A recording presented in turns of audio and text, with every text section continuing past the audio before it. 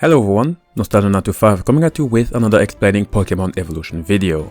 Don't think I've forgotten about that and other series on the channel. I will keep going at it, yes, even if some might end up not liking my choice. I have my reasons for doing it, and if you stay with me, you will understand why.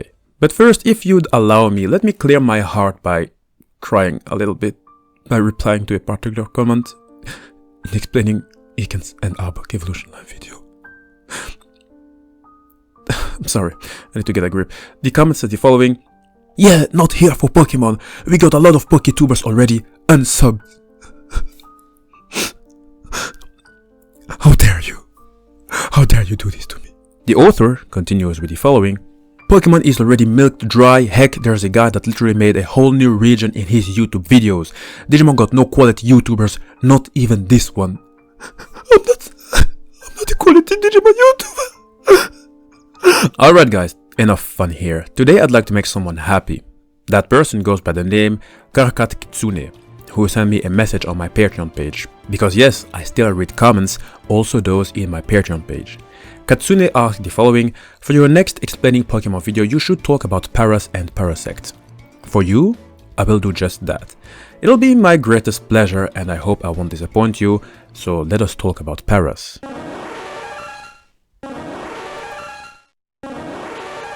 So who or what is a Paras? A good question.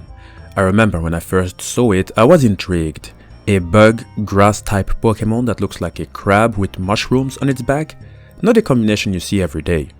Well, it looks like Paras is more than just that. We're talking about a cross between a crab and a cicada nymph. I hope I'm not messing up the name. A cicada nymph is an insect with prominent eyes set wide apart and with short antennae, which you can also see in Paras. The orange shell-like exterior and legs are great references to the crab, although the crab has two pincers instead of the big front legs Paras has. And by the way, sure there is a difference in looks between the crab's pincers and Paras' front legs, the function remain about the same. Paras uses the front legs to get a good grip onto prey and its environment. The crab uses its pincers to get a good grip and, well, for fighting and for catching prey and tearing it apart to eat. That would actually be crabby for you guys, and this is me hinting to what could potentially be the next explaining Pokemon evolution episode. Now when it comes to etymology, meaning the name, you might be confused as to where it came from. I mean, a crab with mushrooms that goes by the name of Paras? It's a bit weird, right? Well, allow me to explain where the name really does come from. You see, Paras is a shortening of the word parasite. A parasite is an organism that lives on or in a host organism and gets its food from or at the expense of its host. Kind of what you see in the Resident Evil series. They have various parasites, each of them granting new powers, new looks, I would say, and have different effects. In the case of Paras, it is actually the mushroom on its back that is the parasite. So the name is a reference to that mushroom. Let me explain based on the Pokédex entries. You see, the mushroom is called Tochukazo, a rare species of parasitic mushrooms that grows on Paras, but also its evolution Parasect. These mushrooms, sure they may remind us of the mushroom Mario eats, granting him the power of growth, it's just that the Tochukazo works very differently. Tochukazo spores are attached to Paras eggs, causing the hatchlings to be doused in them upon birth, and that mushroom is silently but certainly taking over the will of its host. No wonder the mushroom is based on the real-world endoparasitoid fungus that replaces the host tissues of caterpillars, even affecting its behavior. It is the Tochukazo that orders Paras to suck nutrients from tree roots and trunks, and then absorbs those for itself. So in a sense, the mushrooms on Paras' back have a mutualism with each other. The mushrooms get energy from Paras, while Paras gets to create spores, an ability that makes the foe poisoned, paralyzed or fall asleep 30% of the time whenever attacked by a move that makes contact. So whenever Paras is eating, the mushroom grows larger and larger by constantly drawing nutrients from this bug Pokemon. Now, unfortunately for Paras, we can say that its destiny, when a Tochukazo is connected to it, can take two routes only. The first route is one where the mushroom is being used for consumption. You see, the spores of the mushroom is used to make a herbal medicine which can be used to extend life. It is a medicine commonly made in China. Call it traditional Chinese medicine. The spores can also be used to produce miracle potions, which improves a Pokemon's attack power, defenses, concentration, determination, and even intellect. The other route is the scary route. The mushroom does not only steal away most of the nutrients Paras consumes, it also has a way of controlling or at least influencing the little bug and little by little stealing its will. And the more Paras is growing in size, the more the Tochikazu is growing larger to a point where it totally controls the will of the Pokemon. And when Paras is evolving into Parasect, the Tochikazu take complete control of the host and does all the thinking.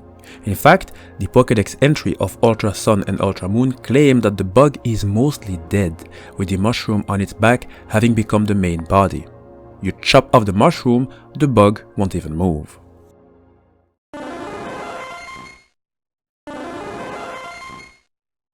Paras, now as a Parasect, was completely taken over and drained of its energy because of the mushroom, and its behavior is quite different compared to its pre-evolved form. You see, the Tochikazu has one goal, it is to reproduce. To get so far, certain conditions must be met. Maybe better said, Parasect has a way of making it easier to reproduce. For example, you will only find a Parasect in damp and dark areas because the mushroom favors those places. They also gather in groups to feed off the nutrients from trees, mostly the bark and roots. And they infest large trees en masse, and when an infested tree dies, they move onto another tree all at once. The larger the mushroom on its back grows, the stronger the mushroom spores it will scatter. The fungus scatters its toxic spores from the mushroom cap and uses the host to help distribute these spores, starting the cycle again of infecting baby Paras and guaranteeing the survival of the fungus. The mushrooms also leave spores on the bug's eggs when nothing's left to extract from the bug. So we're talking about a pretty dangerous mushroom. And I noticed that Parasect's eyes are completely white, only showing that the Pokemon is either dead or dying. There's an important thing I need to tell you. You see, as Parasect has a habit of gathering in dark places and trees, it often has conflicts with what can be considered its counterpart, Shiinotic, a grass fairy type Pokemon. They compete over territory and often their fights leave the area coated in spores. Spores that are poisonous, although the quality of the spore might depend on the Parasect we are talking about. Apparently spores produced in Alola are not of very good quality, meaning it might not even be used for traditional medicine or potions. Hey guys, this is the end of the video. I'm happy to know why Paras has those mushrooms. At first I thought it was just a design, but turns out it is something way more interesting. My friends, always remain open to learn. And speaking of learning, obviously there are parts about the Pokemon that I did not mention. It's okay, that's why I'm counting on all of you to write what you know in the comment section. I may be one man, but I see this channel as a collective, so I'm counting on all of you for your contributions. Oh, and by the way, what if Paras were to evolve without a mushroom? How would it look? I mean, we did have a similar debate with the Digimon Gabumon, who I believe only digivolved to Garurumon because it stole its data. So now I believe that Gabumon might have a different Digivolution. If you're interested, I'll make sure to link the videos in the comment section. You'll understand what I'm talking about. Alright guys, if you enjoyed, please make sure to subscribe and to drop a like. Also, thank you all for the Patreon support. If only you knew how it helped me out. It really does. A big thank you, and I'll make sure to keep an eye open on my inbox for your comments and requests. Karkat Kitsune, thank you for pushing me to make the video. I'm sorry if it took a little bit longer. Make sure to comment, that way I can at least pin your comments. What Pokemon shall I discuss next? Well, send your request down in the comment sections and we'll see. If you're interested in more Pokemon videos, make sure to check out the Pokemon playlist where I put all Pokemon videos. It's always updated, that way you can catch up on newer and older videos.